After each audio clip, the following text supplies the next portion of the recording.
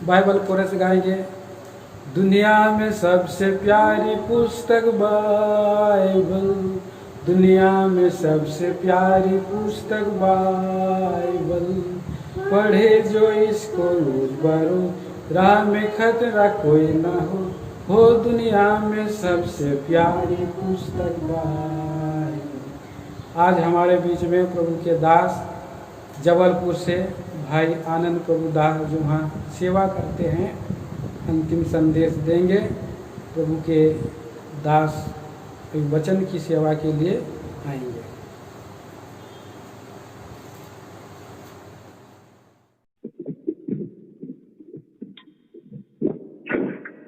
सभी प्रिय भाइयों को, बहनों को प्रभु यीशु मसीह के पवित्र और जीवित और सामर्थी नाम से सप्रेम जय मसीह बताते हैं। और जबलपुर के छोटी झुंडा मंडली कलीसिया की ओर से भी आप सबको जय प्रेम पूर्वक जय मसीह बताते हैं। और जो 400 में हैं और उसके आसपास के क्षेत्र में जितने पवित्र लोग हैं, सबके लिए हम प्रार्थना कर रहे हैं और विश्वास और आशा है कि आप भी हमारे लिए प्रार्थना कर रहे हैं और प्रार्थना करेंगे भी, क्योंकि हम आपसे एक दूसरे की प्रार्थना के द्वारा एक दूसरे की आत्मिक उन्नति को करते हैं और एक दूसरे के रक्षा और रखवाली भी करते हैं इन विपत्ति के महामारी के दिनों में। जब ये कोविड-19 का बीमारी फैल रहा है, प्रभु ही अपने अनुग्रह से, अपने प्रेम और करुणा से प्रार्थना के उत्तर में हम सबको सुरक्षित रखा है। इसलिए परमेश्वर के नाम का धन्यवाद देते हैं। तो आइए प्रियो, हम इस जय के दिन की मुख्य वचन की सेवकाई के लिए जो परमेश्वर के वचन को देखने के लिए आते हैं, ताकि हम आत्मा से, सच्चाई से, पवित्रता से प्रभु के वचन को पूरे हृदय से हम ध्यान करेंगे और मन लगाकर हम इस पे अपने चिंतन को करेंगे। यूहन्ना रचित सुसमाचार से 15 अध्याय से 1 से लेकर 7 पद तक में पढ़ा। John gospel chapter 15 versus 1 to 7, 1 से लेकर 7 तक। सच्ची दाखलता मैं हूँ और मेरा पिता किसान है। जो डाली मुझ में है और नहीं फलती, उसे वो काट डालता है, और जो फलती है उसे वो छांटता है ताकि और फले। तुम तो उस वचन के कारण जो मैंने तुमसे कहा है शुद्ध हो। तुम मुझ में बने रहो और मैं तुम में। जैसे डाली यदि दाखलता में बनी न रहे तो अपने आप से नहीं फल सकती, वैसे ही तुम भी यदि मुझ में बने न रहो तो नहीं फल सकते। मैं दाखलता हूँ, तुम डालियां हूँ। जो मुझ में बना रहता है और मैं उसमें, वह बहुत फल फलता है, क्योंकि मुझसे अलग होकर तुम कुछ भी नहीं कर सकते। यदि कोई मुझ में बना न रहे तो वह डाली किनाई फेंक दिया जाता है और सूख जाता है, और लोग उन्हें बटोर कर आग में झोंक देते हैं और वे जल जाती है। यदि तुम मुझ में बने रहो और मेरी बातें तुम में बनी भी रहे तो जो चाहो मांगो वह तुम्हारे लिए हो जाएगा। तो आइए हम प्रार्थना करेंगे। स्वर्गीय अनुग्रहकारी जी के परमेश्वर पिता, हम आपकी स्तुति आराधना करते हुए आपके चरणों में आते हैं। इस जय के दिन के लिए धन्यवाद देते हैं, जब हम मंडली की नाई, कलीसिया के नाई प्रभु जी इकट्ठा होने के लिए प्रभु जी रुकावटें हैं, बाधाएं हैं, तो भी पिताजी अपने अपने स्थानों से हम इस प्रभु जी कॉन्फ्रेंस के माध्यम से या यूट्यूब के माध्यम से प्रभु जी और इत्यादि आधुनिक का जो कम्युनिकेशन के माध्यम से हम इकट्ठा हो पा रहे हैं, ये भी आपका दिया हुआ एक अनुग्रह हमारे लिए है कि इन कष्ट के दिनों में, इन सर्वता बाधाओं के दिनों में, इन बीमारियों के दिनों में, ऐसे संक्रमण के दिनों में पिताजी आपके लोगों को आपका वचन देने के लिए और आपके संतों के साथ में एक प्रकार से संगति करने का आपने अनुग्रह दिया है। हालांकि आप आमने सामने एक दूसरे को नहीं देख पाते हैं, एक दूसरे का स्पर्श हम नहीं कर पाते हैं, परंतु फिर भी आत्मा में होकर हम एक होते हैं और एक मन एक होकर स्वर्गीय पिता के अनुग्रह के सिंहासन के निकट आते हैं। मुझ पर दया करे, हम पर दया करे। सर पिता, आपकी करुणा, आपकी भलाई उपकारों के लिए आपको धन्यवाद देते हैं। उस प्रेम के लिए जो कलवरी की क्रूस पर मुझ जैसे, हम जैसे पापी और धर्मियों पर आपने किया है। इस लायक नहीं थे, इस योग्य नहीं थे, परंतु फिर भी आपने अपना प्राण हमारे लिए बलिदान दिया। आपने हमारे लिए पिता दुखों को और पीड़ाओं का, क्लेश को, संकट को, उपद्रव को और सब प्रकार की निंदा को, अपमान को सह लिया प्रभु जी, और अपना बहुमूल्य और पवित्र और निर्दोष और निष्कलंक लहू हमारे लिए बहा दिया, ताकि हमें सब प्रकार के पाप, अधर्म और अपराधों से छुड़ाएं और दंड से बचाएं, और हमें निर्दोष बनाने के लिए, हमें निष्कलंक बनाने के लिए, हमें शुद्ध और पवित्र करने के लिए, हमें बहुमूल्य बनाने के लिए अपने आप को दे दिया। धन्यवाद देते पिता। ऐसा महान प्रेम जो कोई नहीं कर सकता, आपने मुझसे से अधम पापी को क्या दे सकते पिताजी। आपकी स्तुति करते, आपकी आराधना करते, आपके नाम का जय जयकार करते पिताजी। हम मंडली की नाई, कलीसिया की नाई एक स्थान पर इकट्ठा नहीं हो पा रहे, फिर भी तेरे पिता इस पिताजी जो YouTube के माध्यम से या इत्यादि माध्यमों से जो भी वचन सुन रहे हैं, वचन पा रहे हैं, उन सबको आपका अनुग्रह करें तेरे पिता। आपके वचन से उनसे बातें कीजिए, आपकी पवित्र आत्मा हमारे हृदयों से बातें करें, यही हम प्रार्थना करते हैं। सो अपने आप को, सब प्रियजनों को आपके पवित्र आत्मा में सौंप देते, लहू के छिड़काव के नीचे आते, अंधकार के सारे कामों को नासरी प्रभु यीशु मसीह के पवित्र नाम से बांधते हैं और डांटते हैं। जो कुछ रोकने वाली, भरमाने वाली बातें, उसको हमसे दूर कीजिए पिता। आपके वचन को सुनने से जो रोकता है, आपकी वाणी को सुनने से जो रोकता है, उन सारे पापों को, अशुद्धताओं को हमसे दूर कीजिए।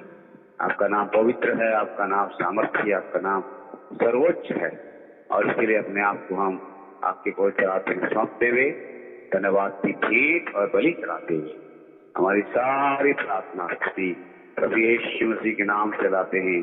सुने और ग्रहण करें पिता, आमीन। प्रियो, इस जय के दिन के अंतिम सेवा के भाग के लिए मुख्य वचन में हम ध्यान करने के लिए यहाँ यूहन्ना रचित सुसमाचार उसका 15 अध्याय से कुछ विचार को देखेंगे। मुख्य विचार ये होगा कि एक प्रभु यीशु मसीह अपने चेलों को क्या सिखा रहा है। ये सिखा रहा है कि एक रिश्ता है यहाँ पर, एक संबंध है यहाँ पर, और वो संबंध कैसा है? तुम मुझ में बने रहो और मैं तुम में बना रहूं। 4 पद में कहता है, फिर 5 पद में भी कहता है, और फिर 7 पद में भी कहता है तुम मुझ में, मैं तुम में। और 5 में कहता है जो मुझ में बना रहता है और मैं उसमें। 7 में कहता है तुम मुझ में बने रहो और मेरी बातें तुम में भी रहे। तो देखिएगा, पहला भाग जो है, तुम मुझ में बने रहो, जो मुझ में बना रहता है, फिर यदि तुम मुझ में बने रहते हो। हाँ, तो ये बातें हम जब देखते हैं तो जिस समय में हम प्रभु यीशु मसीह के पास आते हैं उद्धार पाने के लिए, है ना, नया जन्म, उद्धार और अनंत जीवन के लिए हम प्रभु यीशु मसीह के पास आते हैं, तब हम प्रभु यीशु मसीह में प्रवेश करते हैं। क्योंकि कृष्ण की पत्री में लिखा है कि 2 अध्याय में हम पहले परमेश्वर से कहाँ थे? अलग थे। परमेश्वर से हम दूर थे प्रियो। देखिए, जो पहले हम परमेश्वर से अलग और उससे दूर थे। 2 अध्याय और 13 में कहता है अब तो मसीह यीशु में तुम जो पहले दूर थे, मसीह के लहू के द्वारा निकट हो गए हो। 13 पद में कहता है। और नीचे कहता है, देखिए कि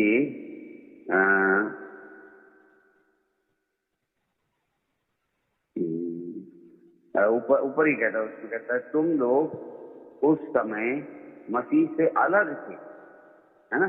मसीह से अलग शब्द यहाँ लिखा गया। वो नीचे कहता है 13 में कहता है दूर थे। और एक और बात कहता है ईश्वर रहित थे। ईश्वर रहित जीवन हम जी रहे थे जब हम उद्धार नहीं पाए, पापों में डूबे हुए थे, अधर्म के और अपराधों के जीवन में हम मर गए थे, मरे हुए थे हम, प्रभु यीशु मसीह से बहुत दूर थे। ऐसे हमें जब हमने प्रभु यीशु मसीह के प्रेम का सुसमाचार सुना और प्रभु यीशु मसीह पर हमने विश्वास किया कि मेरे पापों के लिए परमेश्वर का पुत्र प्रभु यीशु मसीह क्रूस पर मारा गया, गाड़ा गया, जी उठा है, मेरे लिए उसने क्रूस पर अपना लहू बहाया है। प्रभु मुझे पापों की क्षमा दे दो, मुझे आपके लहू से शुद्ध कर दो। प्रभु यीशु मसीह मेरे दिल में आओ, मेरा उद्धार करता बन जाओ करके, मेरा राजा और प्रभु बन जाओ करके जब हमने उसको ग्रहण किया तो मूल में क्या हो गया, हम प्रभु यीशु मसीह में प्रवेश किए, है ना। तो पौलुस प्रेरित इसके बारे में कहता है कि रोमियो की पत्री उसका 8वां अध्याय, रोमियो की पत्री उसका 8वां अध्याय का पहला पद में कहता है, रोमियो 8 का 1 पढ़ रहा हूं मैं, रोमन्स चैप्टर 8 एंड वर्स 1। रोमी 8 का 1 पद में क्या कहता है कि जो मसीह यीशु में हैं, जो मसीह यीशु में है, तो अब जो मसीह यीशु में हैं उन पर दंड की आज्ञा नहीं है। तो मसीह यीशु में होने की बात करता है कि नहीं। दूसरा कोरिन्थियों में आते हैं तो 5वां अध्याय और उसका 17 आयत में कहता है, तो यदि कोई मसीह में है तो वह नई सृष्टि है, पुरानी बातें बीत गई, देखो वे सब नहीं हो गए। सब कुछ नया कैसे हो गया? जब हमारा नया जन्म हो गया। हमारा नया जन्म कहाँ हुआ? यीशु मसीह में हमारा नया जन्म हुआ। यीशु मसीह में हम नया जन्म पाए हैं। यीशु मसीह में हमें प्रवेश कराया है। प्रभु यीशु मसीह के अनुग्रह में, प्रभु यीशु मसीह के उद्धार में, प्रभु यीशु मसीह के कलवरी के क्रूस के बलिदान में, प्रभु यीशु मसीह के प्रेम में, उसकी पवित्रता में हमको परमेश्वर ने क्या किया है? शामिल कराया है। और कुलुसियों में कहता है, देखिएगा कुलुसियों की पत्री में, कुलुसियों की पत्री उसका 3रा अध्याय, कोलोसियंस एंड चैप्टर 3, कुलुसियों 3 का मैं पढ़ रहा हूं, देखिएगा 3 का 3, क्योंकि तुम तो मर गए और तुम्हारा जीवन मसीह के साथ परमेश्वर में छिपा हुआ है। तो तुम कहाँ हो भी? परमेश्वर में हो। You are in God, your life is hid in God. तो जो प्रभु यीशु मसीह में है, प्रभु यीशु मसीह में आने का मतलब क्या है?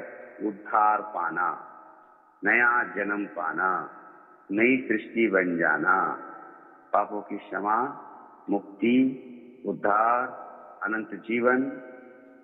इसी को यीशु मसीह में आने की बात है। अब यीशु मसीह में आने के बाद कहता है उसमें बने रहने की बात है। तो जो उद्धार पाएगा वही इसको पूरा कर पाएगा कि यीशु मसीह में बना रहे। यीशु मसीह में प्रवेश करने के बाद उसे प्रभु यीशु मसीह में से बाहर नहीं जाना है, प्रभु यीशु मसीह को छोड़ना नहीं है, प्रभु यीशु मसीह से अलग नहीं होना है। जैसे प्रियो अभी हम देखते हैं कि हर जगह लोग क्या कहते हैं, क्या बोलते हैं उसको, सरकार यानी शासन प्रशासन क्या कह रहे हैं? सबको कह रहे हैं कि अपने अपने घर में रहो, घर से बाहर मत निकलो। तुम घर में रहोगे तो सुरक्षित रहोगे, घर से बाहर निकलोगे तो तुमको कोरोना हो जाएगा। तो घर में रहो, यानी घर के भीतर रहो, घर के भीतर से तुम बाहर मत जाओ, घर के अंदर से बाहर मत निकलो।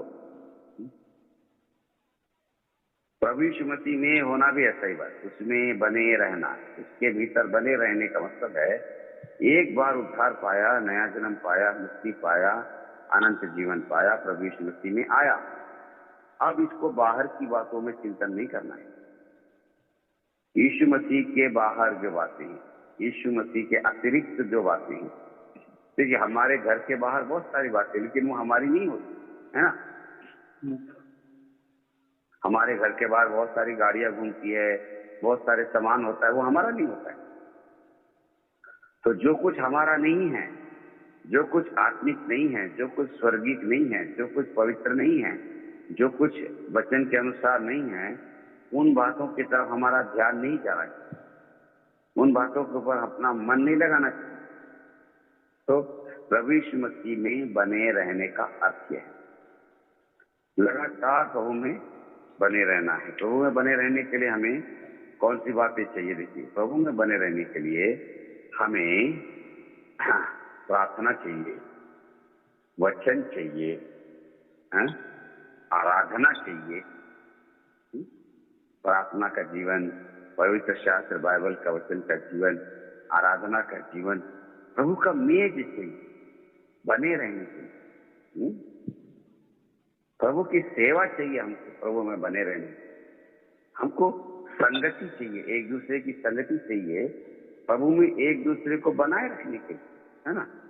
शैतान हमें अलग करने की बहुत कोशिश करता है, लेकिन हमें हर प्रकार से अपने आप को प्रभु की संगति में एकजुट बना के रखना है।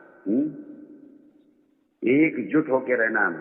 कल हम उपवास की प्रार्थना में हम देख रहे थे कि हेब्रोन का मतलब है संगति। कैसी संगति?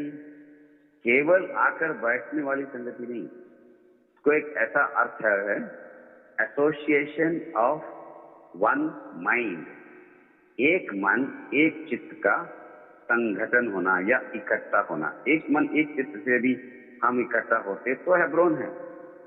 यदि एक मन एक चित्त होकर हम अगर इकट्ठा नहीं होते हैं तो वहां हेब्रोन कहाँ है?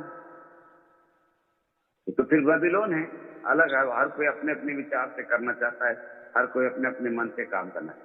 तो संगति के द्वारा प्रियो हम प्रभु में बने रहते हैं, प्रार्थना के द्वारा, वचन के द्वारा, आराधना के द्वारा, मेज के द्वारा,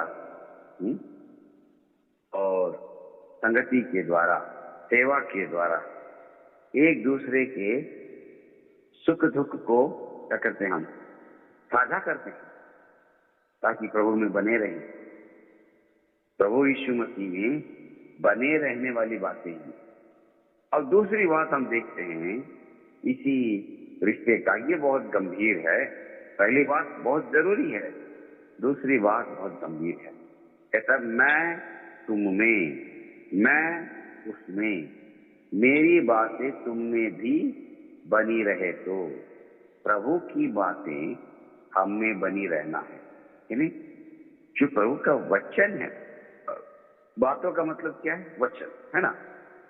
बातें यानी जो मुंह से निकलता है उसको बातें बोल। जो प्रभु के मुंह से निकला वो परमेश्वर का वचन है। तो परमेश्वर के मुख से निकला हुआ वचन हमारे हृदय में क्या होना है? बना रहना। हमने हमारे जीवन में, हमारे हृदय में, हमारे विचारों में, हमारे कल्पनाओं में, हमारे बोली भाषा में, हमारे चाल चलन में, हमारे चरित्र में, हमारे उठने बैठने में, हर जगह प्रभु का वचन हम में होना जरूरी है। देखिए, प्रभु कहता है मैं तुम में, कहता है ना 4 पद में, 15 का 4 यूहन्ना का। फिर कहता है मैं उसमें। लेकिन तीसरी बार में कहता है मेरी बातें तुम में भी रहे तो प्रभु यीशु मसीह मुझ में, प्रभु यीशु मसीह हम में, प्रभु का वचन हम में रहना, ये तीनों एक ही बात है। क्योंकि प्रभु यीशु मसीह, देखिए आज हमारे पास प्रभु यीशु मसीह शरीर नहीं है, पवित्र आत्मा हम में है ना। तो जिस दिन हम उद्धार पाते हैं, जिस दिन हम प्रभु को ग्रहण करते हैं, जिस दिन हम प्रभु यीशु मसीह को कहते हैं प्रभु जी मेरे हृदय में आओ और मेरे पापों को क्षमा करो, मुझे आपके लहू से शुद्ध करो, पवित्र करो, तो उस समय कौन आता है हमारे अंदर? पवित्र आत्मा हमारे भीतर आता है ना। और वो जैसा हमने प्रभु से प्रार्थना किया था वैसा हमारे हृदय में, हमारे जीवन में उद्धार के कार्य को पूरा करने लगता है, उसको प्रकट करने लगता है। तो पवित्र आत्मा तो हमारे अंदर है, लेकिन अभी आप देखते हैं कि प्रभु कहता है मैं तुम में, मैं उसमें, मेरी बातें भी तुम में बनी रहे। प्रभु यीशु मसीह आज पवित्र शास्त्र के द्वारा हमारे साथ, क्योंकि यूहन्ना रचित सुसमाचार हम सब जानते हैं, भली बात ही जानते हैं। यूहन्ना 1:1 कहता है आदि में वचन था, वचन परमेश्वर के साथ था, वचन परमेश्वर था। उसी के 14 पद में कहता है वचन देहधारी होकर हमारे बीच में डेरा किया और हमने उसकी ऐसी महिमा देखी जैसे पिता के इकलौते पुत्र की महिमा। तो वचन ही प्रभु यीशु मसीह, और प्रभु यीशु मसीह आज वचन है। तो प्रभु यीशु मसीह हम में रहना है, इसका मतलब क्या है? उसका वचन हम में बना रहना है। उसको हम बोल सकते हैं बना रहने वाला वचन। प्रियो, वचन हमारे जीवन में बना रहने के लिए कुछ मुख्य बातें हैं वचन के विषय में, मूल बातें हैं। हम में से सभी लोग, अधिकतर लोग इसको जानते भी होंगे, क्योंकि हम कोई नई नई बातें नहीं बता रहे। हम तो केवल जो बातें बाइबल में हैं उन्हीं को हम बार बार प्रभु के अनुग्रह के द्वारा स्मरण करते, ताकि इन कष्ट के दिनों में, इन क्लेश और इस जो महामारी के दिनों में प्रभु हमारे हृदयों को और दृढ़ करे। क्योंकि हर प्रकार से हमारे मन के अंदर बहुत सारे विचार आ रहे हैं ना, लोगों के मनों के अंदर बहुत सारे विचार, गड़बड़ी के विचार, डर भय के विचार, निराशा के विचार। क्या होगा, मेरा जीवन क्या होगा? जवानों के अंदर एक चिंता है, मेरा जीवन क्या होगा, मेरी नौकरी का क्या होगा, मेरे विवाह का क्या होगा, मेरे भविष्य का क्या होगा। बच्चों के अंदर चिंता है, हमारी पढ़ाई लिखाई क्या होगी, हमारा स्कूल नहीं लग रहा है, हमारा क्लास नहीं लग रहा है, हमारी पढ़ाई का क्या होगा, आगे कैसा होगा। ये समस्या है, इतनी बड़ी समस्या हमारे सामने आज आकर खड़ी है। पहाड़ के समान ये समस्या है हमारे सामने, कोई संदेह नहीं। लेकिन ऐसी परिस्थिति में हमको क्या चाहिए? हमको प्रभु का वचन चाहिए जो हमारे मनों में, हमारे जीवनों में बना रहेगा, बसा रहेगा, बसने वाला, हम में बसने वाला, हम में वास करने वाला वचन। देखिए, पौलुस कुलुसियों को लिखते हुए एक और बात कहता है, हम पढ़ेंगे उसको। हमने कुलुसियों की पत्री में से 3 अध्याय में से शुरुआत की पद पढ़े थे ना, अभी मैं उसके बीच का पद लेता हूं। देखिए, 16 पद में हम पढ़ेंगे कुलुसियों की पत्री, पौलुस की लिखी हुई कुलुसियों को लिखी पत्री 3 अध्याय 16 पद पढ़ रहा हूं मैं। मसीह के वचन को अपने हृदय में अधिकाई से बसने दो। मसीह के वचन को क्या करना? अपने हृदय में अधिकाई से बसने देना है। क्यों? तो प्रभु का हमारे हृदय में अधिक से अधिक वचन बसना है। केवल वचन सुनने से काम नहीं बनेगा, वचन पढ़ने से काम नहीं बनेगा, वचन को बुझने से काम नहीं बनेगा, वचन को बसाना है अपने में। वचन को कई लोग सुनते हैं एक कान से, छोड़ देते हैं दूसरे कान से, पढ़ते हैं आंखों से लेकिन छोड़ देते हैं मन से, वचन पर ध्यान नहीं कर पाते, वचन को स्मरण नहीं रख पाते। मन के अंदर इतनी सारी चिंताओं ने घर कर लिया है ना, मन में हमारे चिंताओं ने घर कर लिया है। ये काम कैसे करेंगे, वो काम कैसे करेंगे, यहाँ कैसे जाएंगे, वहां कैसे जाएंगे, ये बिल्डिंग का कैसा करेंगे, वो बिल्डिंग का कैसा करेंगे, ये चीज, सोना खरीदना है, ये गाड़ी खरीदना है, ये फलाना खरीदना है, वो खरीदना है, यहाँ जाना है, वहां जाना है, ये करना है, वो करना है, घूमना है, घामना है। ये सब बातें ने क्या किया है? हमारे मनों के अंदर घर कर लिया है ना। वो आके बस गए हमारे में। अभी वचन को बसने के लिए जगह नहीं है ना। हमारे हृदय के अंदर जब ये संसार की चिंताएं बसी रहेगी तो वचन कैसे बसेगा भैया?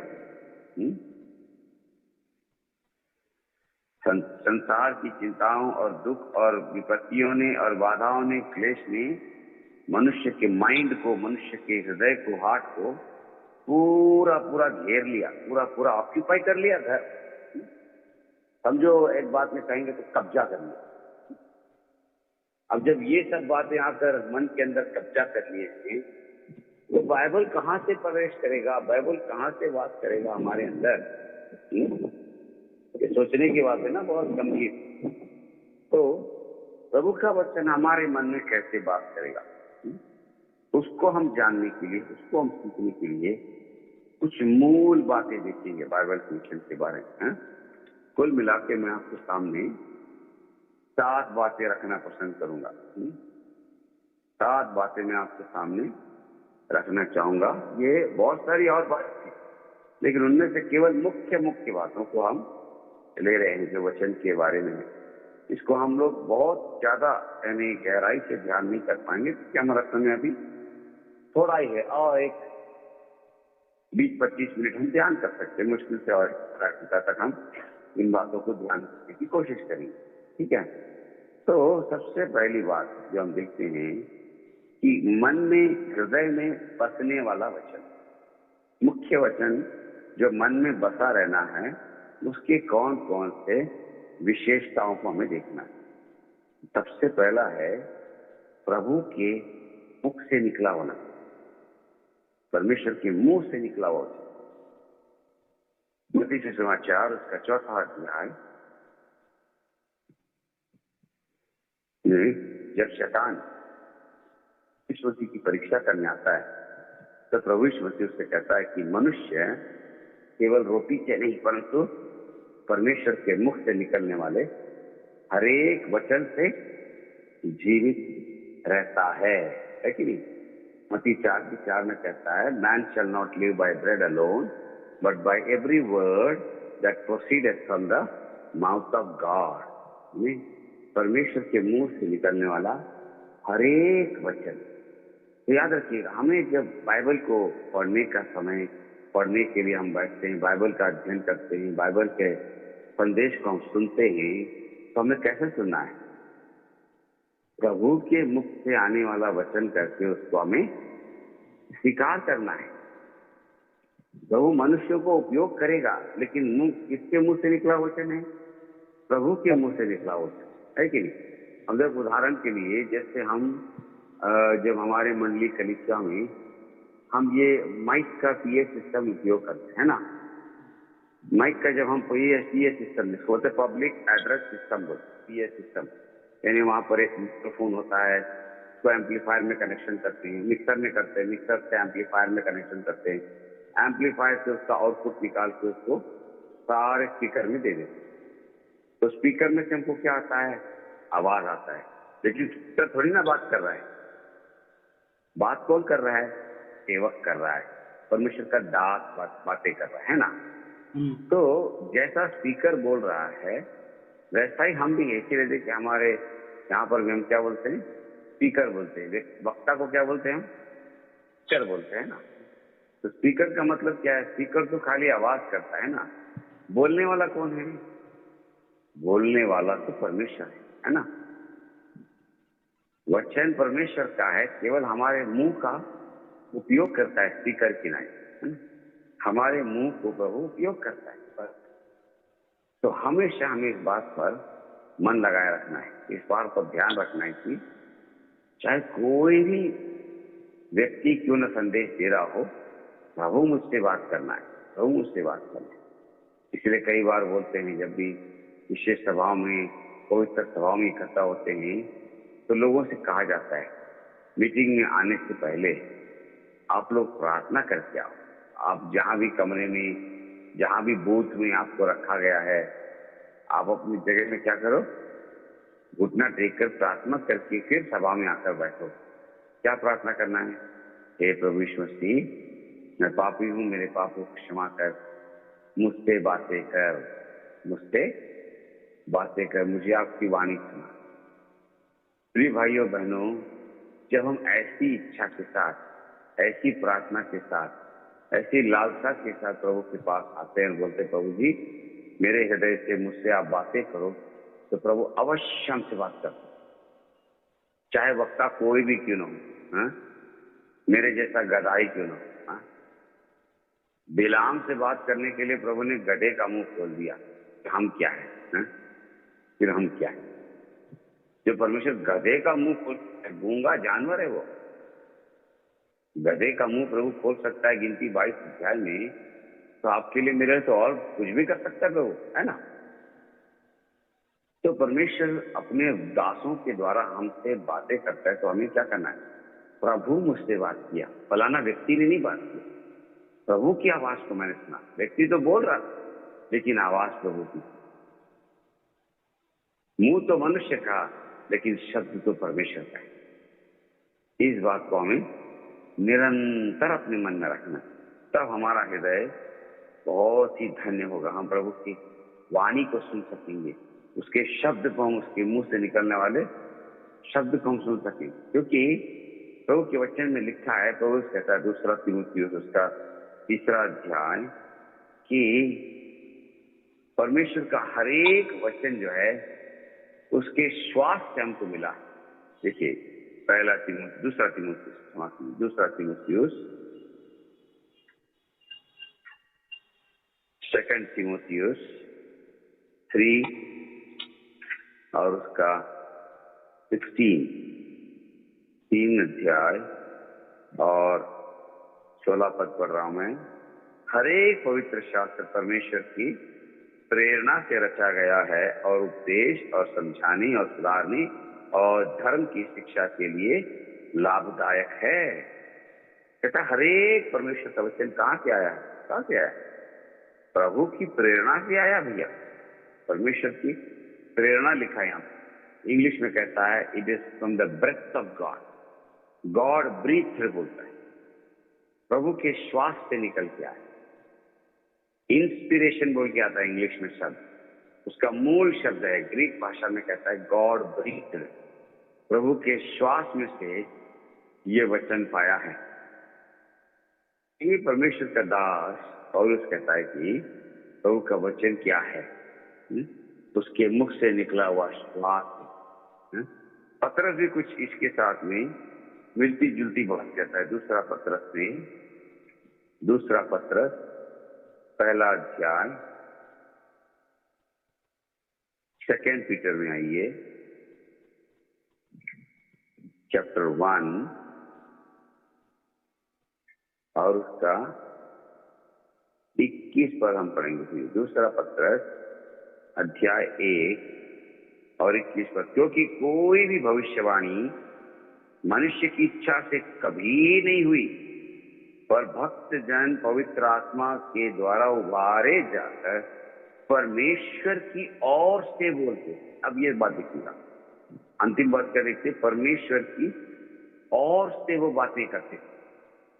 तो कोई भी भविष्यवाणी करने वाला परमेश्वर का दास, जो पवित्र शास्त्र बाइबल में हम देखते हैं, उत्पत्ति से लेकर प्रकाशित वाक्य तक, कुल मिलाकर 66 पुस्तकें और 40 लेखक, 1600 साल के अंतराल में 66 पुस्तक, 40 लेखक, 1600 साल के अंतराल में इसको पूरा किया गया। समझिए इसको, कितना परमेश्वर का काम अद्भुत रहा होगा, कितना सुंदर काम उसका है किया। कौन सा काम?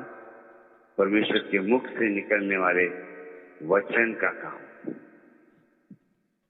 तो जब हम अपने परमेश्वर के मुख से वचन को पढ़ाते हैं, यानी ये प्रार्थना करना, प्रभु जी आप मुझसे बातें करो। कोई भाई, कोई सेवक प्रभु जी बोलेगा वचन तो भी आप मुझसे बात करना। बहुत साल पहले जब हम हैदराबाद में हेब्रोन में आए थे, सन 1997 की बात है, 1997 में मैं हेब्रोन को आया था। समझिए आज से 24 साल पहले की बात है। तो जब मैं हेब्रोन को आया था, फरवरी का महीना था, और जनवरी का महीना था। जनवरी के महीने में पहली बार आया था, फिर चला गया था, फिर फरवरी में आया था। तो जनवरी के महीने में जब आया था तो प्रभु के दास भाई पी कोशी जो है वहां पर मुख्य संदेश और वक्ता थे, और उनके द्वारा प्रभु ने मुझसे बात किया, प्रभु की वाणी को मैंने सुना। उसके बाद में फैमिली प्रेयर था, पारिवारिक प्रार्थना हुई। पारिवारिक प्रार्थना में प्रभु के दास भाई पीजे पॉल थे। उन्होंने बहुत छोटा सा पारिवारिक प्रार्थना लिया, लेकिन उन्होंने कुम्हार और मिट्टी के बारे में सिखाया, और प्रभु ने मुझसे बड़ी अच्छी तरह से बातें किया। क्या बात किया कि तुम्हारे अंदर कंकर है, पत्थर है, कचरा है तुम्हारे अंदर जो कचरा पड़ा हुआ है, सूखे पत्ते पड़े हुए तुम्हारे अंदर, और यहाँ वहाँ की कंकर है, लकड़ियां हैं, टीलियां हैं, और इन सब के कारण प्रभु ने कहा कि मैं तुम्हें अच्छा बर्तन नहीं बना सकता। और यूं प्रभु ने जब मुझसे बात किया तो मैंने अपने मन को नम्र किया, दीन किया, और कायल होकर मैंने प्रभु से पश्चाताप किया। भाई विजय पॉल अंकल बहुत सिंपल आदमी थे, बहुत सिंपल सेवक थे। बहुत सारे लोग उनके द्वारा जब संदेश होता था तो सुनने के लिए नहीं बैठते थे। ये कहते थे अरे भैया बोर करते ही है, हमको बोर लगता है, हमको बोर लगता है, हमको बातें आती है। लेकिन मैं हमेशा बैठता था क्योंकि मुझे प्रभु की वाणी उनके द्वारा एक बार सुनाई पड़ी थी तो बार बार सुनाई पड़ती थी। उस बड़े भाई की बुजुर्ग अवस्था में था तो उनके बाल काटता था, उनकी देखरेख करता था, सब कुछ करता था मैं उनके लिए। तो प्रभु कितने अद्भुत रीति से हमसे बातें करते। दूसरे विश्वासी लोग आते नहीं, विजय पॉल अंकल का छोड़ो हम नहीं जाएंगे। हाँ बड़ा बड़ा सेवक का है तो जाएंगे, छोटा रेजिनाल्ड है, पॉल सुधाकर है, हाँ? या फिर बड़े बड़े अच्छे अच्छे वक्ता हैं तो जाएंगे मीटिंग में। साधारण सा सेवक था प्रभु का दास विजय पॉल अंकल, सिंपल मैन था, एकदम सिंपल मैन था, लेकिन उसकी बातें बहुत ही गहरी और गंभीर थी। ऊपर ऊपर से चूना नहीं लगाते थे, गहरी बातें सिखाते थे, अंदर की बातें। हमारे सुधरने के लिए प्रभु हमारे से कई बार बातें किया। तो मैं क्या कहना चाहता हूं कि प्रभु के मुंह से निकला हुआ वचन हमारे हृदय में बना रहेगा। यदि हम उसके मनुष्य की बातें मानेंगे तो वो हमारे अंदर बना नहीं रहे। क्योंकि अब तक देखिए मनुष्य हमसे कितनी बातें बोले, वो बहुत सारी बातें बोली, लोगों ने हमको कितनी बातें बोला। अभी सरकार भी देखिए, प्रशासन भी देखिए, सबको बोल रही है मास्क पहनो, सैनिटाइज करो, घर में रहो, कोई नहीं मान रहा, सब भूल दे रहे, सब भुला दे रहे, सब लोग उसको भुला दे रहे, कोई परवाह नहीं कर रहा, कोई उसकी चिंता नहीं कर रहा है ना। कोई मास्क पहनने की चिंता नहीं कर रहा, कोई क्या बोलते सोशल डिस्टेंसिंग, सामाजिक दूरी कोई मेंटेन नहीं कर रहा, सैनिटाइजेशन कोई नहीं कर रहा, हाँ साफ सफाई कोई नहीं रख रहा है। क्यों? ये लोग ऐसे ही बोलते हैं, ये लोग ऐसे ही बोलते कोरोना फैलता है। तो प्रभु के मुख से जब वचन निकल के आता है वो हमारे हृदय में, हमारे जीवन में बैठ जाता है, बस जाता है। एक बार प्रभु हमसे बात करेगा ना, प्रभु की वाणी सुनेंगे ना, शब्द सुनेंगे तो उसको कभी भुला नहीं पाएंगे। वो वचन, ठोस वचन हमारे अंदर बन जाता है। जैसे बोलिएगा कि लोहे की टाकी से लिखा गया है, लोहे की टाकी से हमारे मन में गूदा गया है, ऐसा कितना अद्भुत अनुभव होता है। तो पवित्र शास्त्र बाइबल को पढ़ते वक्त इसी ध्यान से, इसी विचार से पढ़ना, वचन सुनना है कि प्रभु की आवाज है, प्रभु का शब्द है, प्रभु का वचन है, प्रभु के मुख से आ रहा है। तो प्रभु के मुख से जब वचन आएगा हम नम्र हो जाएंगे, दीन हो जाएंगे प्रियो। प्रभु के मुख से जब वचन आएगा हम उसे ग्रहण करेंगे, हम स्वीकार करेंगे, हम पश्चातापी हो जाएंगे, हम मन फिराएंगे, हम लाभान्वित हो जाएंगे। लेकिन यदि हम ये सोचेंगे कि मनुष्य की ओर से आ रहा है तो सबसे पहली बात हम उसे ग्रहण नहीं करेंगे। दूसरी बात, हमें क्रोध आएगा, ये कौन होता है मेरे बारे में बोलने वाला, इसने क्यों मेरे ऊपर टिप्पणी किया, इसने क्यों मेरे ऊपर वचन बोला। हमारे अंदर क्या आएगा? क्रोध आएगा, फिर बैर भाव आएगा, फिर झगड़ा आएगा, फिर विवाद होगा, फिर उत्पात मचेगा, फिर विभाजन होगा, तो मंडली कलीसिया के कई टुकड़े हो जाएंगे। क्यों? क्योंकि हमने वचन को प्रभु के मुख से आने वाला वचन करके स्वीकार नहीं किया। कितना सुंदर अनुभव है ये। आज के समय में बहुतों के अंदर ये था अनुभव नहीं है। ये सुंदर सा अनुभव यदि हमारे अंदर होगा तो हम किसी पर क्रोध नहीं करेंगे, कोई भी वचन दे हम बड़े आनंद से सुनेंगे। जैसा एली ने शमूएल जैसे छोटे बालक से भी वचन स्वीकारा और कहा जो कुछ यहोवा ने तुझसे कहा है बेटा मुझे बता दे, तुझे यहोवा की शपथ दिलाता हूं। हाँ, कुछ भी नहीं छुपाना, कुछ भी नहीं छुपाना। शमूएल तो डर गया होगा, अरे बाप रे, इतना बड़ा है, एली है, इतना बूढ़ा है, मेरा शिक्षक है, मेरा अगुआ है, अगर मैं इसकी गलती को इसको बता दूंगा, ये तो यहोवा परमेश्वर ने मुझे इसकी गलतियां बताई है, और यदि मैं इसको बता दूंगा तो मेरी मार मार के खूब पिटाई करेगा ये। नहीं डरा शमूएल भी, जैसा परमेश्वर ने जो बोला था धड़ाधड़ उसने एली को बोल दिया। एली ने क्या किया? गुस्सा किया? नहीं किया। एली जानता था यहोवा परमेश्वर ने इससे बात किया है, इसलिए चुपचाप शमूएल की बातें सुनता गया। किया कहता, और यहोवा ने जो कुछ कहा सही कहा। यहोवा जो कुछ करता है ठीक करता है। तो ये याद रखिएगा, हमें ऐसा लोग होना चाहिए जो हर एक व्यक्ति जो हमसे बातें करता है वचन से, उसके वचन को हमें प्रभु की ओर से आया हुआ वचन करके स्वीकार करना है। हाँ, यदि झूठी शिक्षा है तो स्वीकार नहीं करना, ठीक है। झूठी शिक्षा और प्रभु यीशु मसीह के सुसमाचार के विपरीत है, विरोध में है, अतिरिक्त है, झूठा है, कपटी है और क्या बोलते उसको छल करने वाला शिक्षा है, तो उसको ग्रहण नहीं करना। वचन को त्यागने वाला, वचन को छोड़ने वाला कोई भी शिक्षा हो, उससे हमको दूर रहना है, ठीक है। तो सबसे प्रथम प्रभु भी कहता है इस बात को, देखिएगा यूहन्ना रचित सुसमाचार उसका 10 अध्याय में आते, यूहन्ना 10 अध्याय का बहुत सुंदर पद है, जाना माना पद है, मुझे बहुत पसंद है ये पद। यूहन्ना सुसमाचार उसका 10वां अध्याय, जॉन गॉस्पेल,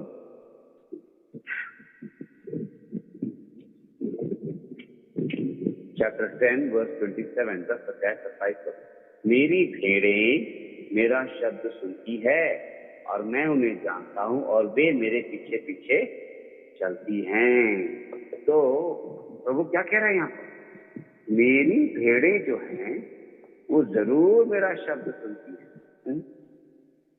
मेरी भेड़ों के जो कान हैं वो मेरे शब्द को सुनने के लिए क्या है? हमेशा तत्पर है, हमेशा तैयार है। तो क्या हमारे कान प्रभु के शब्द को सुनते हैं? प्रभु के वचन को सुनते हैं? प्रभु की वाणी को सुनते हैं? प्रभु के मुख से निकला हुआ वचन करके हमें बाइबल को स्वीकारना है, संदेश को स्वीकारना है। जब हम उसे सही रीति से स्वीकारेंगे तब वो हमारे अंदर सही कार्य करेगा। गलत रीति से स्वीकारा हुआ वचन हमारे अंदर सही काम नहीं करेगा। उपयुक्त और सही रीति से यदि हम वचन को स्वीकार करेंगे तो उपयुक्त और सही रीति से वो हमारे हृदयों में कार्यकारी होगा। गलत रीति से वचन को स्वीकारोगे तो वो हमारे जीवन को गलत मार्ग में चलाएगा।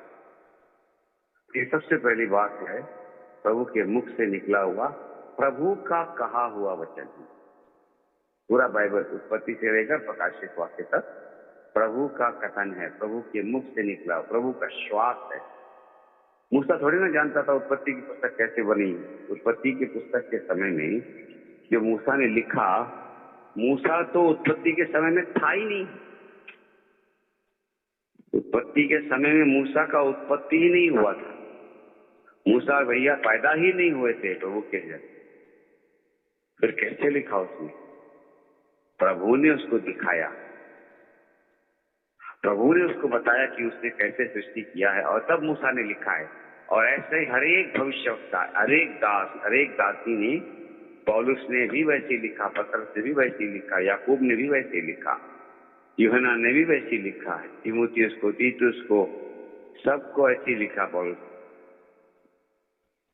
तो कहने का अर्थ यह है कि हमें सबसे पहले प्रभु के मुख से निकले वचन को ग्रहण करना है। दूसरी बात में जाते हैं तो लिखा हुआ वचन है। परमेश्वर ने हमको केवल मौखिक वचन नहीं दिया, परमेश्वर ने हमको वचन लिख कर दिया है। अब क्या कारण है कि उसने हमको लिख कर दिया है? देखिए, जो बात हम लिख के दे देते हैं उसके साथ में हमारा बंधन हो जाता है ना, हम बंध जाते हैं। मैं उदाहरण के बताता हूँ। मैं किसी को बोल दूंगा, भैया तुम अगले हफ्ते आना, मैं तुमको 10 लाख रुपया दूंगा। अगले हफ्ते तुम मेरे पास आना, मैं तुमको 10 लाख रुपया दूंगा। मुंह से बोल दिया बस। अब एक सप्ताह हो गया, एक सप्ताह के बाद बराबर आ गया वो व्यक्ति आकर बोलने लगा, भैया 10 लाख दो, तुमने बोला था ना। तो मैं बोला, अरे ऐसे मजाक किया, ऐसे हमने मजाक में बोल दिया था आपको मूर्ख बनाने के लिए, आपको अप्रैल फूल बनाने के लिए, है ना। बेचारा क्या हो जाएगा, उदास होकर चला जाना पड़ेगा। तो यदि हम बॉन्ड पेपर पे, है ना, जिसको स्टैम्प पेपर बोलते हैं ना, स्टैम्प पेपर यदि हम लिख के दे देते हैं, मैं फलाना व्यक्ति को फलाना दिन फलाना समय फलाना स्थान में इतने रुपए दूंगा, लिख के लेते हैं लोग। इसलिए बोलते हैं भैया लिख के दे दो, आप जो भी करना है करो, लेकिन आप पहले हमको लिख के दे दो। तो जब हम लिख के देते हैं तो लिखा हुआ वचन क्या हो जाता है? बंध जाता है। अगर हमने लिख के दिया एक व्यक्ति को और बोलते कि हम उसको 10 लाख देंगे, तो बाद में आएगा हमसे लेने के लिए, हमने स्टैम्प पेपर पे लिख के दिया है और उसको बॉन्ड पेपर पे हमने लिख के दिया है, वो आ जाएगा बोलेगा भैया अभी 10 लाख दो, हम बोलेंगे नहीं देते तो क्या करेगा? रुको रुको रुको, अभी हम पुलिस को बुलाते हैं, अभी हम आपको ले जाते हैं कोर्ट में। आपने लिख के दिया है हमको, क्या बोले कि आप हमको 1 लाख 10 लाख जो भी देना है देंगे बोल के, अगर नहीं दोगे तो अभी कार्रवाई की जाएगी। तो क्या करना पड़ता है? देना ही पड़ता है। याद रखिएगा, हम लोग मनुष्य ऐसे हैं, हम बोले हुए बातों को बदल सकते हैं लेकिन लिखे हुए बातों को बदल नहीं सकते। कई बार हम बोलते कुछ और करते कुछ, हम करते कुछ और बोलते कुछ, अधिकतर यही होता है। तो कृपया इस बात को हम ध्यान में रखिए कि हमारे जो बोल हैं या बातें हैं जो हम लिख के देते हैं वो बहुत ही क्या बोलते उसको गंभीर हो जाता है। तो परमेश्वर का वचन जो लिखा हुआ है बहुत गंभीर है। उत्पत्ति की पुस्तक 1 अध्याय से लेकर प्रकाशित वाक्य 22 अध्याय का 21 पद तक एक एक पद बहुत ही गंभीर है। पूरे के पूरे अध्याय, पूरे के पूरे वचन और ऐसे पूरा का पूरा जो हम उसको देखते हैं तो प्रभु का लिख कर दिया वचन, और ये वचन हमें लिख कर देने के लिए रिकॉर्डेड वर्ड दिया, इसको लिखकर हमारे लिए इसको स्थिर किया हुआ वचन है ना। इसको हमें लिख कर देने के लिए प्रभु ने सबसे पहले लिखा था। देख, सबसे पहला लेखनी कौन किया था? परमेश्वर ने इसको लिखा था। यदि हम उसको पढ़ेंगे तो फिर हम देखते हैं कि निर्गमन की पुस्तक 24 अध्याय के 4 पद में, 34 अध्याय के 1 पद में, 27 पद में कहता अपनी उंगली से, अपने हाथों से, अपने अनुग्रह से लिखा हुआ वचन करके प्रभु कहता है। तो प्रभु का दास कहता है पौलुस की ये वचन जो है लिखा हुआ वचन है। तो इस लिखे हुए वचन के द्वारा प्रियो हमारी बहुत लाभ होती है। परमेश्वर कभी भी अपने वचन को तो क्या बोलते उसको रद्द नहीं करेगा। कहता है ना आकाश और पृथ्वी टल जाएगी लेकिन मेरा वचन कभी नहीं टलेगा। तो लिखे हुए वचन को क्या करना, हमें पढ़ना है। किसके लिए लिखा है? पढ़ने के हेतु से लिख के दिया है ना, ऐसे थोड़ी ना लिखा है। इसलिए नहीं लिखा कि परमेश्वर को कोई काम नहीं था। नहीं, परमेश्वर तो बहुत व्यस्त है, परमेश्वर के पास ढेरों काम, लेकिन फिर भी उसने मूसा को बुलाया और 2 पटिया बनवाए और उस पर लिख कर दिया वचन। पूरी व्यवस्था की पुस्तक उनको बोला, मूसा को बोला लिख ले सब बातों को। हर एक व्यक्ति को परमेश्वर के वचन को पढ़ना जरूरी है। और पढ़ना कैसे? ऐसे ऊपर ऊपर से नहीं पढ़ना, ध्यान से पढ़ना, मन लगा के पढ़ना। तभी हमको वचन क्या होता है, लिखा हुआ वचन पढ़ने में मन लगा के पढ़ते तो उसको हम समझ सकते हैं। लिखा हुआ वचन में प्रियो हम मूल भाग हम जो देखते हैं, पुराना नियम और नया नियम 2 भाग है। पुराने नियम ने 39 पुस्तक है, नए नियम में 27 पुस्तक है, कुल मिला के 66 पुस्तक है। और पुराने नियम की जो पुस्तकों का जो क्या उसको विभाजन ऐसे होता है, पहले 5 पुस्तक को बोलते हैं लॉ या व्यवस्था की पुस्तक है। मूसा के द्वारा दी गई व्यवस्था की पुस्तक है। पहले 5 पुस्तकों को देखते, उत्पत्ति, निर्गमन, ले व्यवस्था, गिनती और व्यवस्था विवरण, ठीक है, ये 5 पुस्तक। उसके बाद में जो आता है तो व्यवस्था विवरण के बाद में जो यहोशू से शुरू होता है, ऐतिहासिक पुस्तक, ठीक है। कहां तक ऐतिहासिक पुस्तक है? एज्रा नेहमिया तक ऐतिहासिक पुस्तक है। एज्रा नेहमिया एस्तेर तक, एस्तेर भी ऐतिहासिक है, ठीक है। फिर आयोग की पुस्तक और भजन संहिता की पुस्तक, नीति वचन की पुस्तक, सबोपदेशक का पुस्तक, श्रेष्ठ गीत की पुस्तक, प्रियो ये सब पुस्तक जो है कविताएं हैं, भजन है, ये सब भजन है। आप बोलेंगे ऐसे कैसे? हाँ, आयोग की पुस्तक भी एक भजन की तरह लिखा है गया। नीति वचन भी भजन की तरह लिखा गया है। सबोपदेशक भी भजन की तरह लिखा गया है, श्रेष्ठ गीत भी भजन की तरह लिखा गया। इसीलिए आयोग की पुस्तक, भजन संहिता, श्रेष्ठ गीत और ले व्यवस्था और भजन संहिता, फिर नीति वचन, भजन संहिता, नीति वचन, सबोपदेशक, श्रेष्ठ गीत, उसके बाद एक और आता है विलाप गीत भी आता है, वो भी गीत है। इन पुस्तकों में अध्याय नहीं कहा जाता। आयोग की पुस्तक पर वो सब अलग अलग गीतों, गीत माला है, गीत मालाएं हैं ये। हम भजन संहिता को 115 भजन बोलते हैं, 115 अध्याय नहीं बोल सकते। भजन 25 अध्याय, 23 अध्याय, 20 अध्याय नहीं बोल सकते, क्योंकि वो अध्याय में कभी बांटा ही नहीं गया। भजन संहिताओं को, आयोग की पुस्तक को और जितने भी गीत की पुस्तक हैं उनको केवल अध्याय में बांटा गया है, वचन में तो बांटा गया। क्षमा कीजिए, भजन में बांटा गया। अलग अलग भजन हैं, उनको पदों में बांटा गया है, पद में बांटा गया है, वर्सेस दिया गया है, चैप्टर्स नहीं किया गया। ठीक है, बाकी सारे पुस्तकों को जो है वर्सेस भी है, चैप्टर्स भी, खंड भी है और पद भी है। फिर यशाया से शुरू होता है, यशाया से लेकर मलाकी तक भविष्यवक्ताएं। पहले बड़े भविष्यवक्ता यशाया, यिर्मयाह, यहेजकेल, ये बड़े भविष्यवक्ता है। फिर जब दानियल से शुरू होता है तो मलाकी तक छोटे छोटे भविष्यवक्ता, बड़े भविष्यवक्ताओं की पुस्तक, फिर छोटे भविष्यवक्ता। फिर नया नियम में आते तो पहले 4 सुसमाचार, मत्ती, मरकुस, लूका, यूहन्ना, उसके बाद प्रेरितों के काम, उसके बाद रोमियो की पत्री।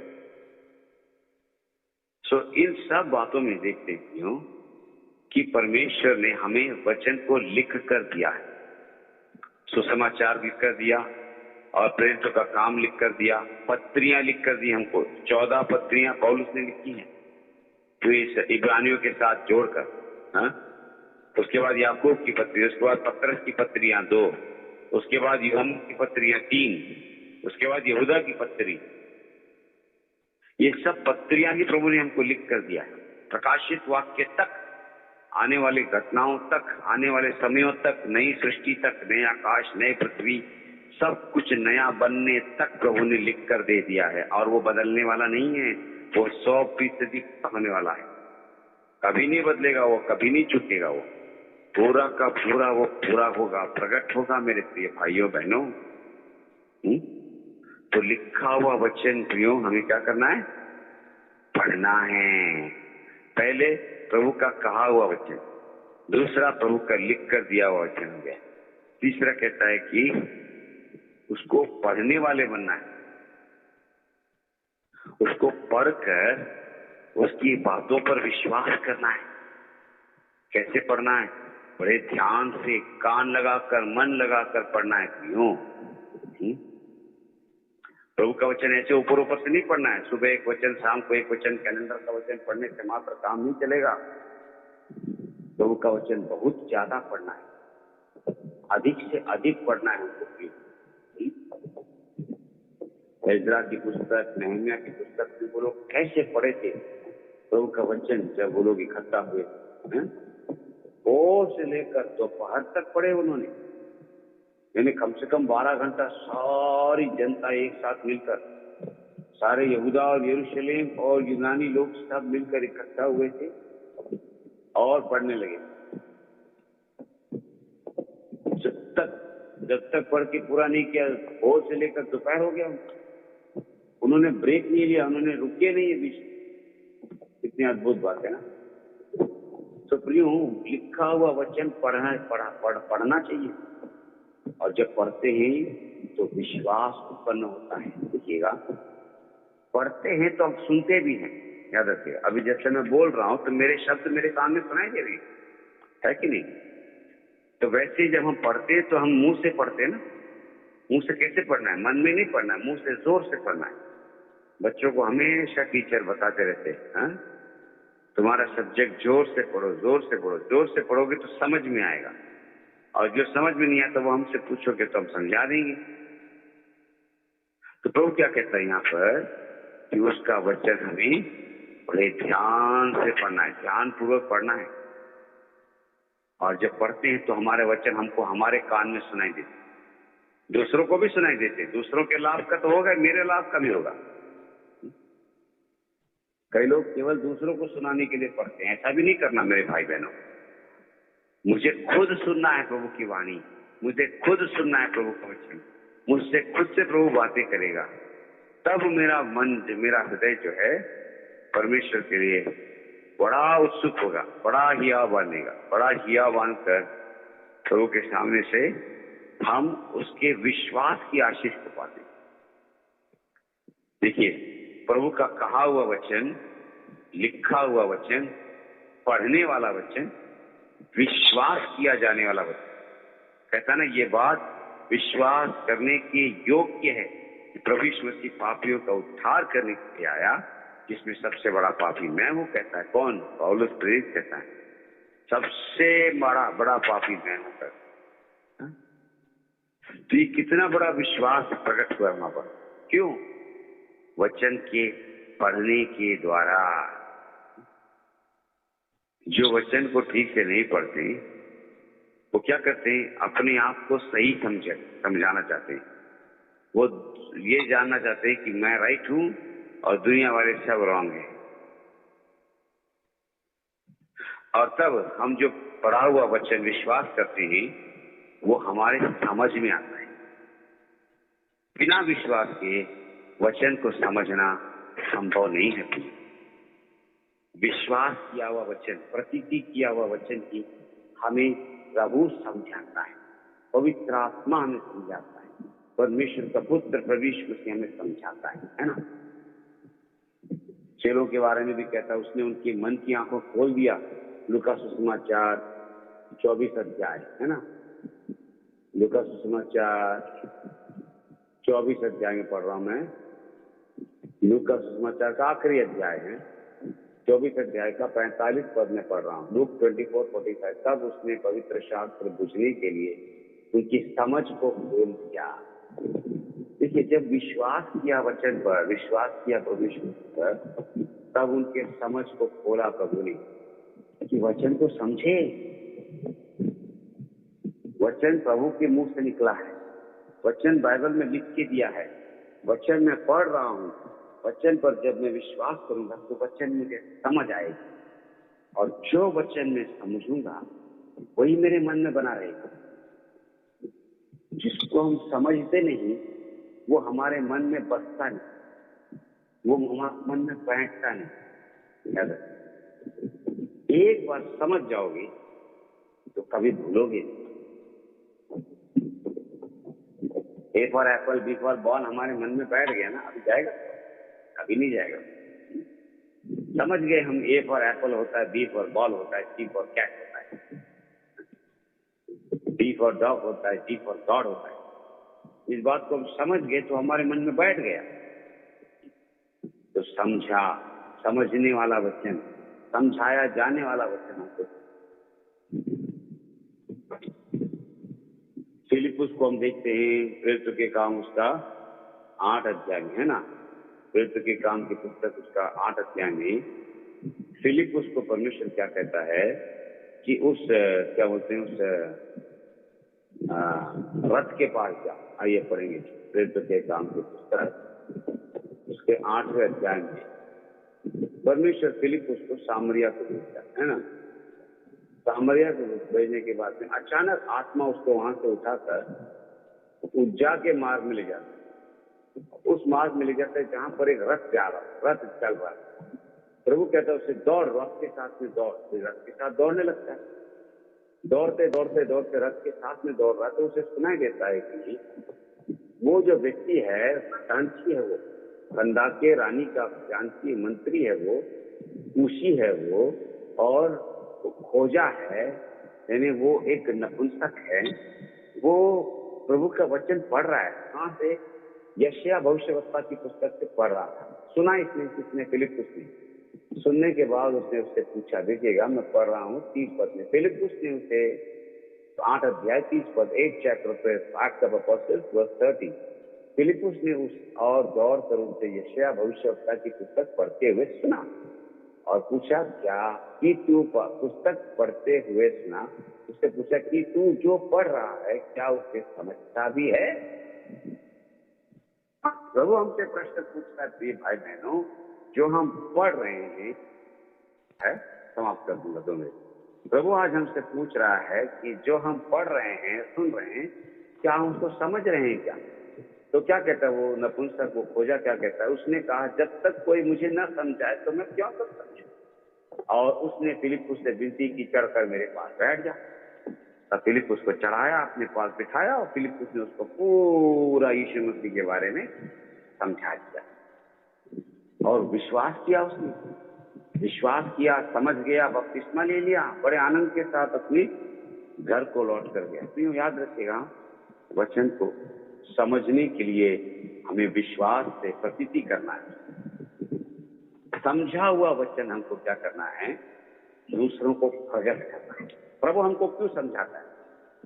ताकि हम सीखें, सुधारें, अपने जीवन सुधार लें और दूसरों को बताएं। गवाही के लिए हमको समझाता है। जो कुछ वचन हमें प्रभु समझाता है वो जरूर दूसरों तक पहुंचाना है, दूसरों तक देना है, तभी वो बना रहेगा।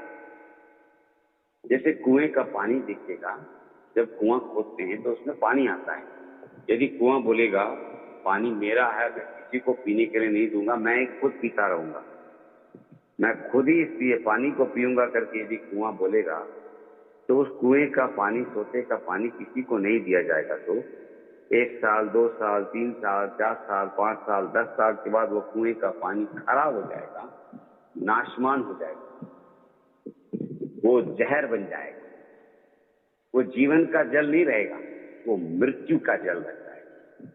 जो लोग प्रभु का वचन पाने के बाद, प्रभु के वचन को विश्वास के द्वारा समझने के बाद दूसरों को नहीं बांटेंगे, तो वही वचन उनके लिए मृत्यु लेता है। याद रखिएगा इस बात। वचन को पाने के बाद वचन को दूसरों को देना है, इसीलिए प्रभु हमको देता है। हमारा जीवन जब ठीक हो गया, हमारा जीवन जब सुधर गया, जब हमने लाभ पाया वचन का, जब हमने वचन से उन्नति पाई, जब हमने वचन से आत्मिक जीवन का बल, सामर्थ्य, ज्ञान, बुद्धि और जीवन के सब आशीष पाए हैं, स्वर्गीय आशीष हमने पाए हैं, तो दूसरों को देना हमारा कर्तव्य है। नहीं देंगे तो जो हमने पाया है वही हमारे लिए नुकसानदायक हो जाएगा। खबरदार, दूसरों को देने वाला वचन, प्रभु के मुख से पाने वाला वचन बना रहता है। लिखा हुआ वचन हमारे अंदर बना रहता है, पढ़ा हुआ वचन हमारे अंदर बना रहता है, विश्वास किया हुआ वचन हमारे अंदर बना रहता है, समझा हुआ वचन हमारे अंदर बना रहता है। समझकर हमारे जीवन को जो सुधारता है, वो वचन को दूसरों को बांटने से वो वचन हमारे अंदर बना रहता है। जैसे कुएं में से पानी निकालते जाओ, निकालते जाओ, निकालते जाओ, तो कुआं खाली हो जाएगा? नहीं होगा। कुएं के अंदर और नया पानी आएगा, और नया पानी नीचे से उस सोते में से पानी उमड़ते रहेगा, उमड़ते रहेगा, और फ्रेश वाटर आएगा, और क्लीन वाटर आएगा, और शुद्ध जल आएगा। ये 6वीं बात। 7वीं और अंतिम बात, जो वचन हम पालन करते हैं वही हमें बना रहता है। जिस वचन का हम पालन नहीं करते वो हमारे जीवन में बना नहीं रहता। याद रखिएगा प्रियो, आज्ञा मानने के लिए प्रभु हमको वचन देता है।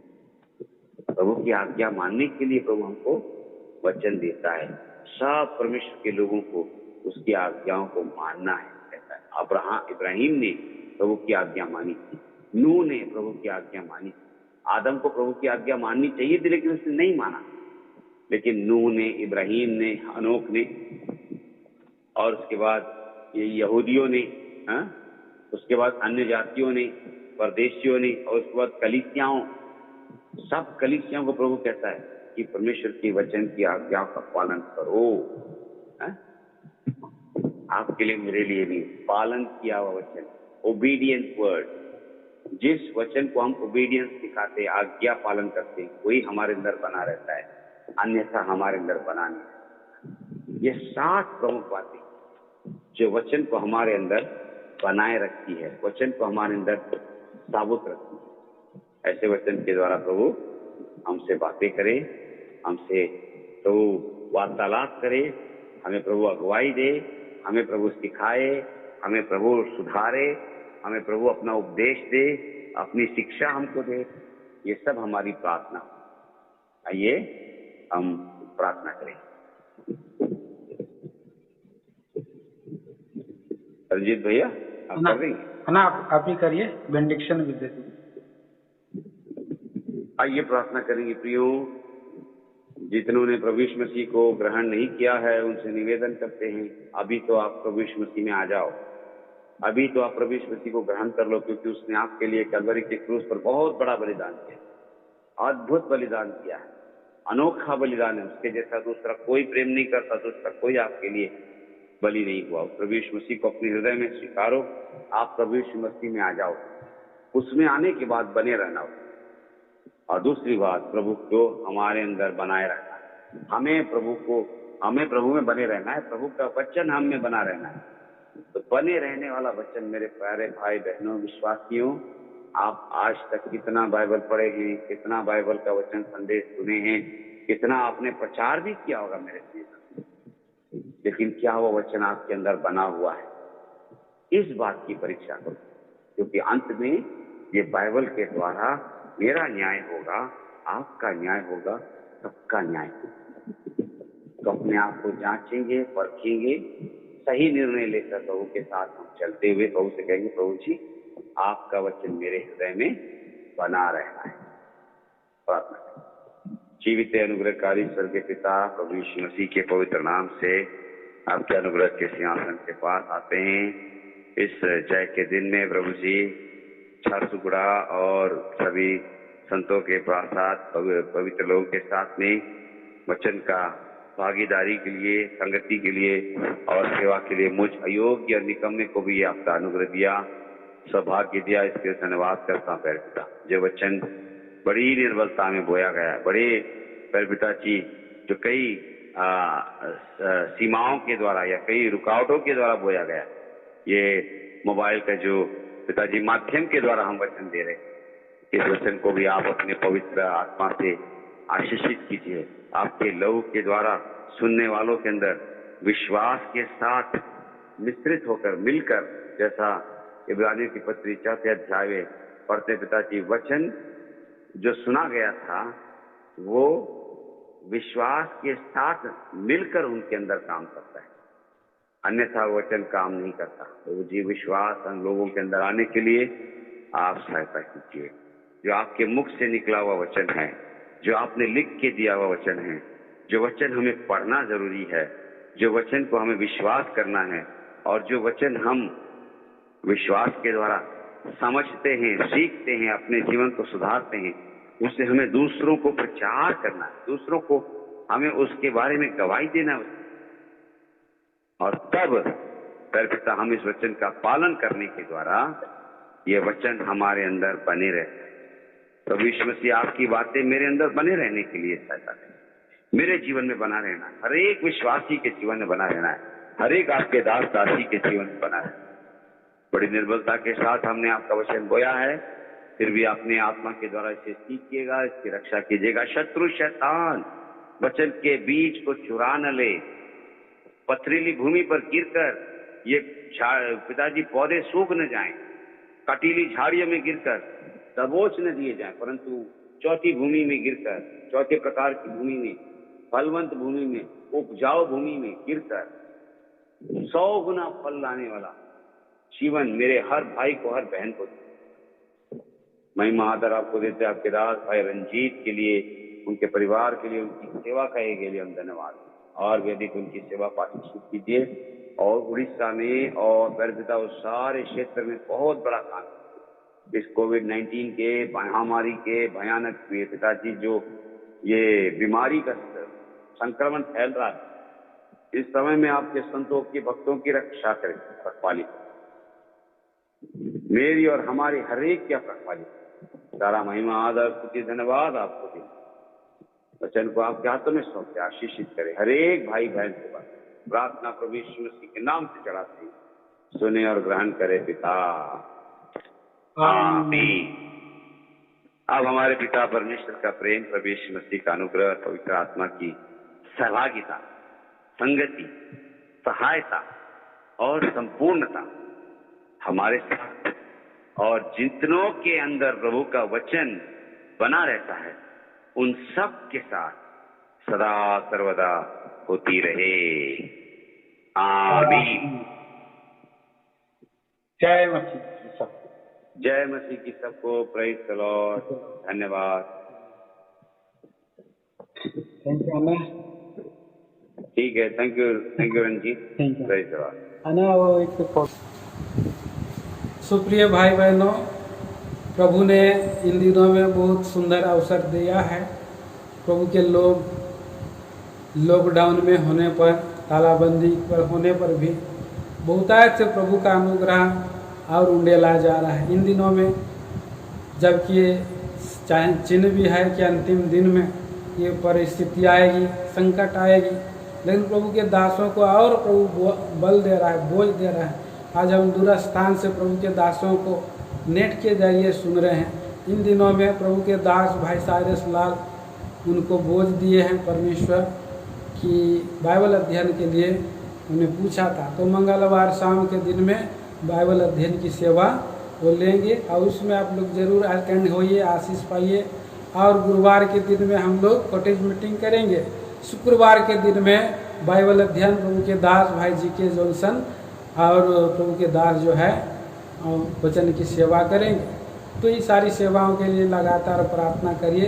बीच बीच में अगर कोई प्रभु के दास लोग मिलते हैं तो फिर से ये अनुग्रह, ये बाइबल अध्ययन का सेवा चलते रहे, इसके लिए प्रार्थना करिए। शनिवार में अपने अपने जगह में प्रार्थना करिए और चैन प्रेयर में लगातार जो है बने रहें। प्रभु की इच्छा है तो जूम में शनिवार के दिन में हम लोग थोड़े समय प्रार्थना भी करेंगे। आपको मैं समय बता दूंगा और इस तरह से प्रभु का नाम की महिमा हमारे जीवन से हो। आइए सभी भाई बहनों को जय मसीह।